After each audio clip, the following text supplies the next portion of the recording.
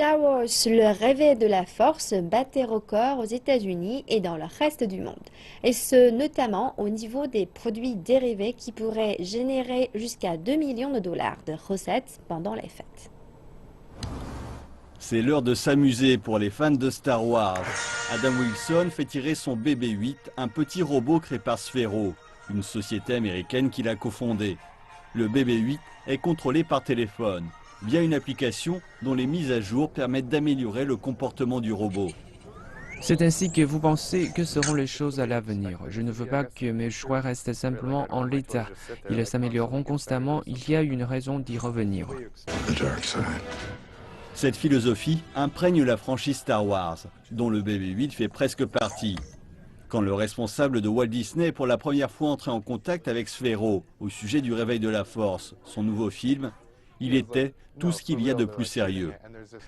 Il disait non pour de vrai. Il le filme et il y a un nouveau robot dans ce film qui ressemble à votre produit. Aujourd'hui, le BB-8 est produit en masse en Chine et se trouve sur les étagères des magasins du monde entier. Cela amène le merchandising et le marketing de Disney à un tout nouveau niveau. Les experts estiment que le plan merchandising de Disney pour la sortie du dernier Star Wars au niveau jouets et autres produits dérivés est du jamais vu.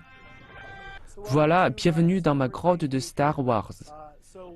Jonathan Thornton possède chaque objet possible lié à la saga, ce qui inclut des figurines de personnages qu'il n'a encore jamais vus. Je ne connais pas encore le rôle qu'il va avoir dans le film, mais en attendant, je peux faire jouer mon imagination. La popularité multigénérationnelle de Star Wars a fait exploser la demande. Et la chaîne d'approvisionnement est beaucoup plus sophistiquée que quand le premier épisode est sorti il y a 40 ans. Ils vendaient des boîtes vides avec à l'intérieur une note expliquant qu'ils n'avaient pas pu obtenir la marchandise aussi vite que le consommateur l'aurait souhaité. La situation n'a pourtant pas vraiment changé aujourd'hui.